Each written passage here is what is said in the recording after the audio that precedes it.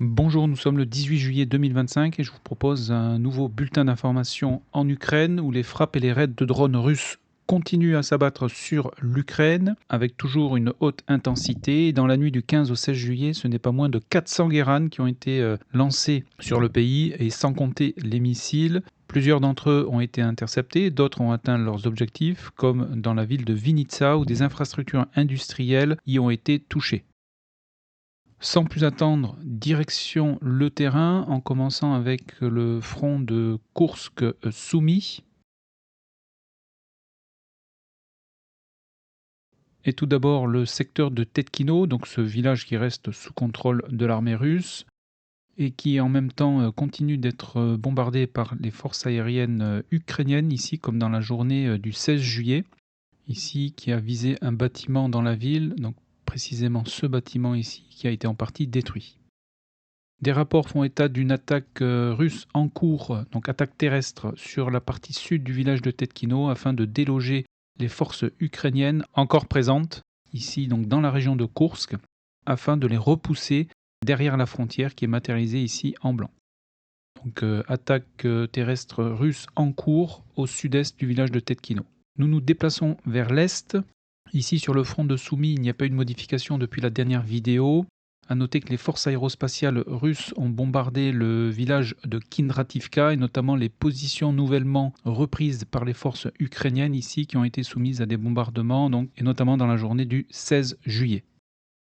Mais pas d'autres modifications ni informations sur cette partie du front, donc nous allons nous porter directement sur le front de Kharkov où il y a eu quelques modifications ici à l'ouest de la ville de Vovchansk en faveur de l'armée russe. Donc cette dernière a franchi la rivière Vovcha que vous voyez ici, le franchissement qui a été effectué donc par l'infanterie russe et plusieurs éléments ici de l'infanterie russe donc justement ont été bombardés dans la journée du 16 juillet et ces derniers ici ont atteint ce complexe industriel ici donc à l'ouest de la ville de Vovchansk. Donc pour rappel, la ville de Vovchansk, c'est ici. La ville est séparée donc par la rivière Vovcha, avec la partie nord qui est en partie sous contrôle russe et disputée, la partie sud qui est sous contrôle des Ukrainiens, et maintenant la partie ouest de la ville est actuellement disputée suite à cette attaque de l'infanterie russe le 16 juillet. Direction le front de Louhansk, il y a une attaque en cours des forces armées russes dans le secteur de Milovie, ici. Donc pour rappel, c'est ici où les Russes avaient franchi la frontière donc, entre l'oblast de Belgorod et l'oblast de Kharkov. Ils avaient sécurisé donc, le village de Milovie. Et à l'ouest de ce dernier, il y a actuellement une attaque des forces terrestres russes. Sur le front de Louhansk, il n'y a pas eu de modification sur la partie nord.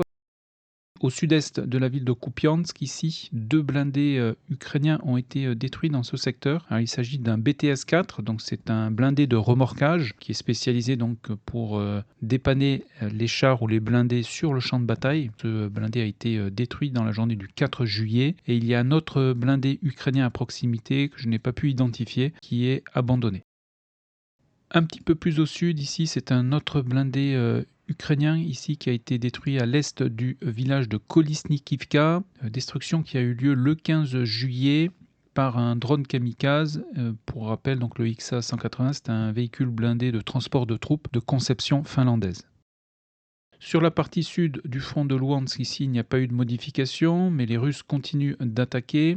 Notamment ici, à l'est du village de Rekivka, des motards russes ont été ici aperçus donc, le 15 juillet, notamment sur cette vidéo où on les voit progresser le long de cet axe. Et dans cette vidéo, donc, on les voit juste faire mouvement sans être attaqués.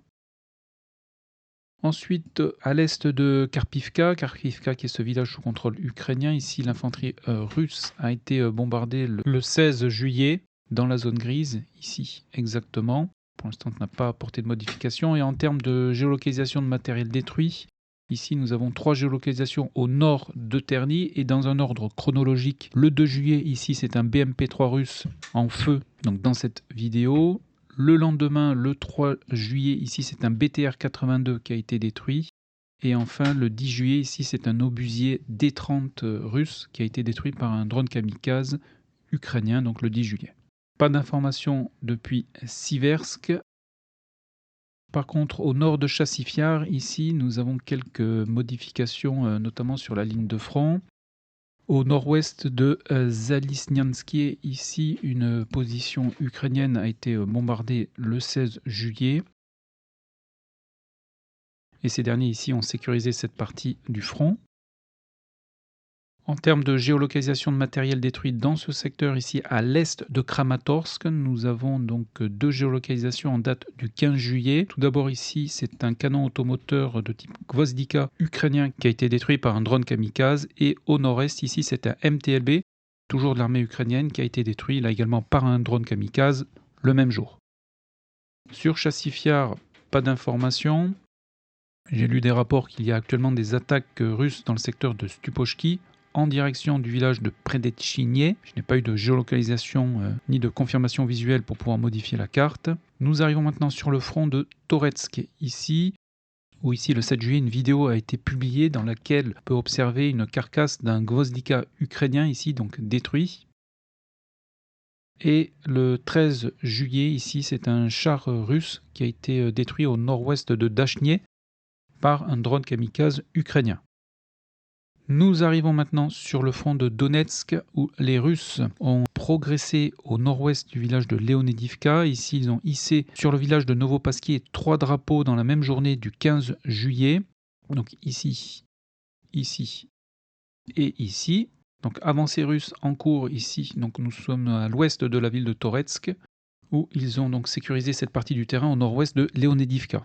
On continue sur cette partie du front et nous arrivons maintenant sur le secteur de Pokrovsk. À l'est, ici, les Russes ont progressé et ont sécurisé les abords est du village de Novoe Konomichnie, ici, correspond à peu près 10 km² de terrain. Et une vidéo a été publiée le 16 juillet où l'on peut observer ici l'infanterie russe progresser dans cette localité. Ici, sans rencontrer de résistance. Donc le secteur a été abandonné par les Ukrainiens et les Russes l'ont sécurisé.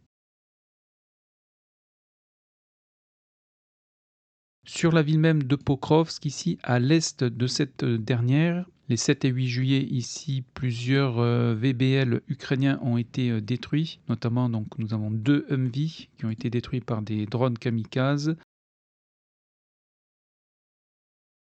Et ici un Novator qui a été endommagé et abandonné. Et donc pour information, ce pont qui se situe à l'est de la ville de Pokrovsk est détruit. Au sud de cette même ville, les Russes ont terminé la sécurisation du village de Pichanier ainsi que les abords nord-est, ici comme vous pouvez donc ici le constater, et ils se dirigent actuellement vers le village de Zvirovie. Nous arrivons maintenant sur le front de Dnipro, où les Russes ici ont sécurisé la partie nord du village de Novoserivka, tout en menaçant ici la partie ouest du village de Oudachnie, village qui reste sous contrôle ukrainien, mais qui est maintenant menacé à l'est et à l'ouest. On continue, ici nous avons un MTLB russe qui a été détruit le 1er juillet par 2 drones kamikazes. On continue au sud-est de Odratnié. Ici, ce sont 2 autres blindés russes qui ont été détruits dans la même journée du 2 juillet. Ici, nous avons un T-62 et ici un BMP-1 et les 2 ont été détruits par des drones kamikazes.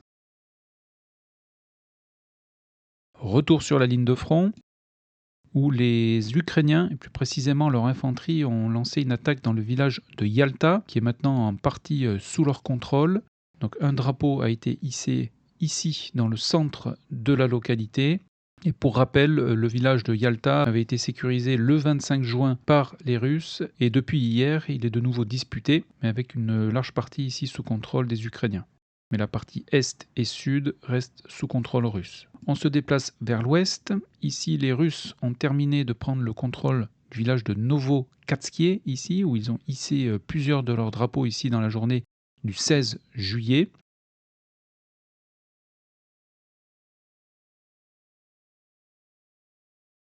Tout en continuant leur attaque en direction du village de Zelenei, dont ils ont atteint la partie est. Les Russes ont lancé une attaque au sud du village de Tolstoï, et dans cette attaque, ils sont parvenus à sécuriser cette partie du terrain. Ils ont nivelé ici la ligne de front entre les villages de Pidoumnié et de Myrnié, tout en lançant une attaque vers l'ouest. et plus précisément vers les villages de Voskre-Zenka et d'Olexandrorad. Donc l'attaque russe se développe sur le front de Dnipro, mais il faut également noter ici une attaque locale ukrainienne sur le village de Yalta, attaque qui a donc lieu sur le flanc de l'offensive russe sur cette partie du front. Sur la partie sud du front de Dnipro, les Russes ont quasi atteint la frontière ici avec l'oblast de Dnipro, puisqu'ils ont sécurisé les abords nord du village de Zelnepolye ces dernières 24 heures. Et comme vous pouvez le constater ici, ils sont bientôt dans l'oblast de Dnipro, dans ce secteur. Et en termes de géolocalisation de matériel détruit, ici nous avons un char ukrainien qui a été détruit le 8 juillet par un Lancet. Et sur le front de Zaporizhia, aucune information ni modification depuis la dernière vidéo. A noter qu'il y a eu des bombardements de nouveau dans la région de Odessa, et plus précisément sur la ville d'Ismaïl, qui se trouve ici, donc juste à la frontière avec la Roumanie. A noter que dans cette ville, il y a un port ici qui sert donc à la logistique ukrainienne, donc qui se situe juste en face de la Roumanie. Et donc cette localité a été bombardée le 16 juillet par des guérans. Donc voilà pour l'essentiel des informations au 18 juillet 2025. Donc en résumé, les Russes ont sécurisé du terrain à l'ouest de la ville de Vovchansk sur le front de Kharkov.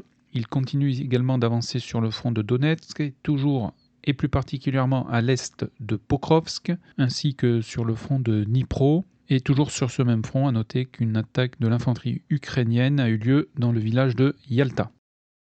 Voilà, eh bien écoutez, je vous souhaite une excellente journée, prenez bien soin de vous, profitez bien de votre week-end, et je vous donne rendez-vous dans une prochaine vidéo. Merci et à bientôt.